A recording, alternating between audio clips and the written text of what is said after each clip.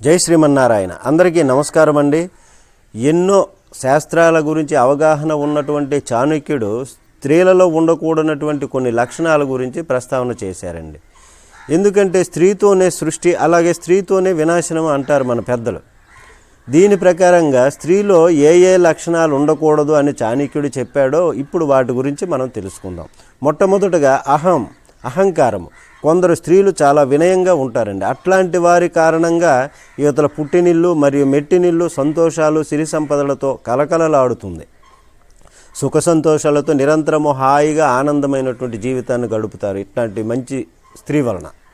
కానీ కొందరిలో మాత్రం అహంకారం ఉంటుంది. అహంకారం వలన వారికే కాదు, వారి కుటుంబం వారికి కూడా మరియు బంధువులకు కూడా ప్రమాదమే.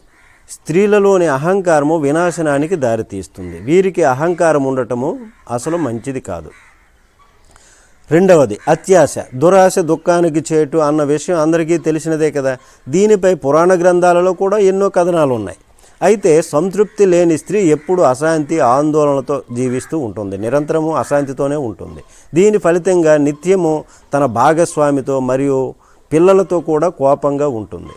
ఆమె ప్రతిరోజు ఒత్తిడితోనే ఉంటుంది. ఇట్లాంటి స్త్రీ వలన కుటుంబము పురోగతి సాధించలేదు, కుటుంబము ఆనందంగా ఉండదు, ప్రశాంతంగా ఉండదు. కాబట్టి అత్యాశ తగ్గించుకోవాలి. అలాగే మూడవది కోపము. స్త్రీలకు కోపం ఉండడం సహజమే. ఈ కోపము తనకే కాకుండా తను వెళ్ళినటువంటి కుటుంబానికి కూడా మంచిది కాదని చాణక్యుడు చెప్పాడు. అలాగే కోపంతో ఉన్న మహిళ ఇతరుల స్నేహాన్ని ఎప్పటికీ కూడా పొందలేదు. ఇతరులతో ఉన్న సత్సంబంధాలు నశించడమే కాదు, బంధువర్గాలలో కూడా లేనిపోని గొడవలకు దారితీస్తుంది. స్త్రీలు కోపం లేకుండా ప్రశాంతమైనటువంటి స్వభావాన్ని కలిగి ఉండటం మంచిది. అలాగే 4, స్త్రీ ఇతరులపైన ఆధారపడకుండా తన కాళ్ళపైన తను నిలబడితే మంచిది అని చాణక్యుడు చెప్పాడు. స్త్రీ స్వతంత్రంగా ఉంటే తమ పిల్లల జీవితాలు కూడా ఎంతో ఉన్నతంగా ఉంటాయి అని, వారి చదువులకు ఎలాంటి ఆటంకం కూడా కలగదని అభిప్రాయాన్ని తెలియజేశారు మన ఆచార్యుడు చాణక్యుడు.